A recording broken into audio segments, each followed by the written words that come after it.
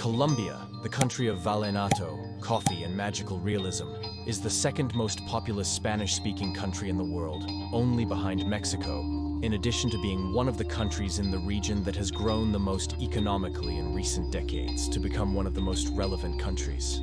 To know its history, I need you to give me a few minutes of your time. Could you do me that favor? Go for it! Then let's get started. It is estimated that Colombia began to be populated about 20,000 years ago from the Paleolithic, but the first cultures would begin to flourish from the 7th century BC, such as San Agustin, Tumaco, Jimbaya, Calima, all around the southwestern Colombian area. In the northwestern part, now the department of Magdalena, around the year 100 AD, the Tirona culture would develop, where the famous lost city would be located. In this area, the Inuits also stand out, who settled in the current departments of Córdoba and Sucre, and whose indigenous communities are maintained to this day. Transporting us to the Colombian Andes, we find the Nariño culture, which occupied an area together with the Piartal culture, which would inhabit the current Colombian territories that would feel the influence of the Inca expansionism under the command of the Inca Tupac Yupanqui. But probably the most relevant and enduring pre-Columbian culture were the Muiscas, of Central American Pichicha origin, who had settled between 500 and 800 AD in the Cundiboya-Chense Plateau and in the north of Santander. The Muiscas developed a notable economic activity based on agriculture, mining, and barter with neighboring peoples. In addition, they were polytheistic, worshipping deities that represented various forces of nature, such as Chimichagua, the creator god.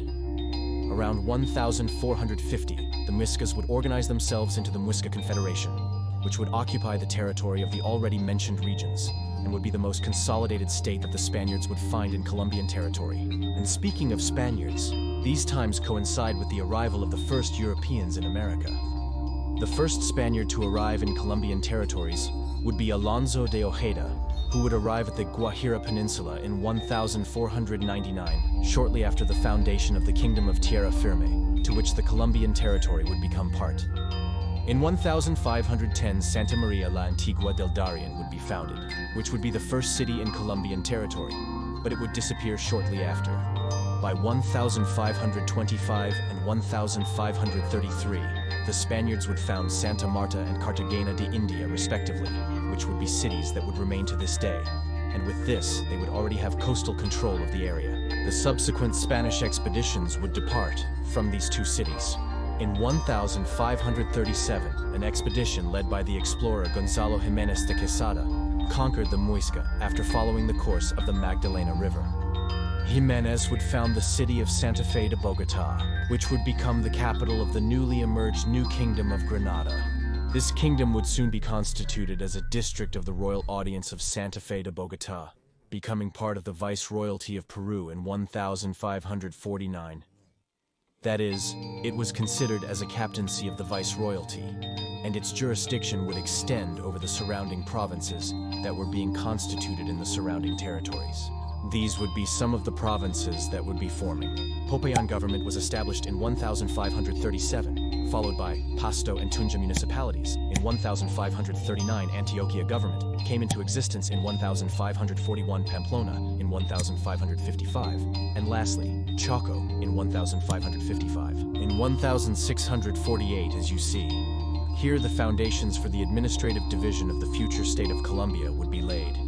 The colonial era, both in New Granada and in the various areas of the territories conquered by the Spaniards, was characterized by the evangelization of the indigenous people through various ecclesiastical missions, a colonial tax system based on taxes on transatlantic trade, buying and selling and rents, in addition to ecclesiastical taxes, and finally, a plentiful mixing of Spanish whites, indigenous people, and blacks brought from Africa as slaves.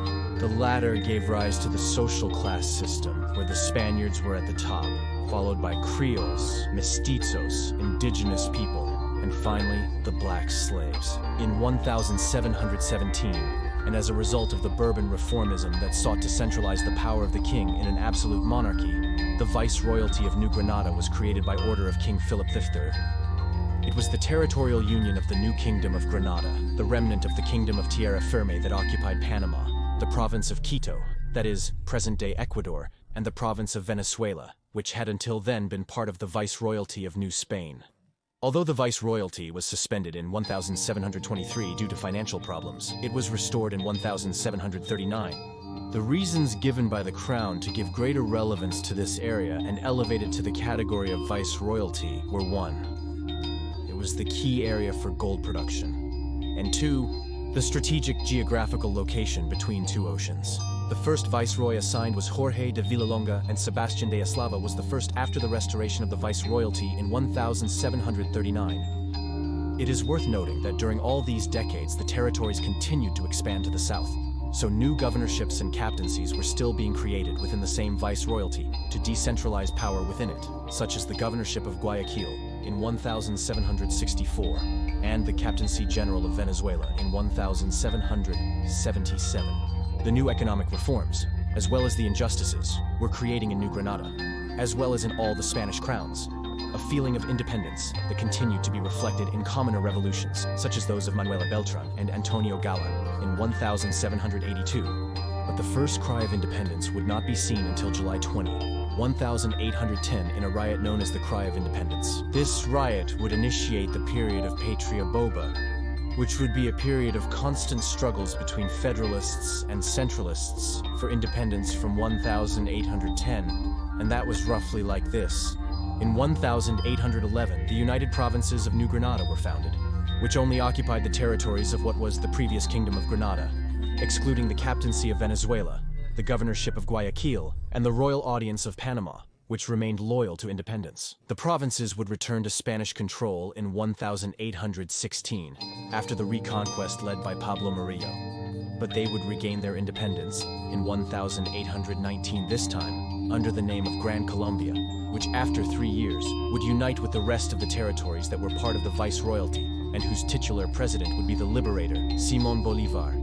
And with this, the total disengagement from the Spanish Empire would be sealed. And well, like the rest of the newly independent territories, there were various controversies over the territorial boundaries of the new countries that generated more than one international conflict. In the case of the states of Gran Colombia, their first external conflict would be against Peru in the Gran Colombian-Peruvian War of 1828, which ended in the Treaty of Guayaquil with a status quo ante bellum. That is, it remained in the situation prior to the conflict. However, due to the already existing nationalism, the unification project of Gran Colombia would last little, and by 1861 it would disintegrate into the state of Venezuela, the state of Ecuador, and the Republic of New Granada. That is, the current Colombia with Panama, and with some territorial differences that were being resolved over the years.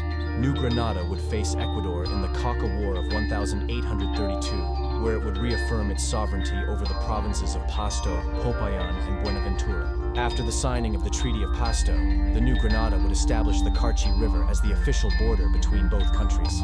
In addition to international disputes, the Grenadian government also had to face various internal instabilities that led to several civil wars. The first, the War of the Convents between 1837 and 1841, in which a religious rebellion arose due to certain religious reforms by President José Ignacio Márquez.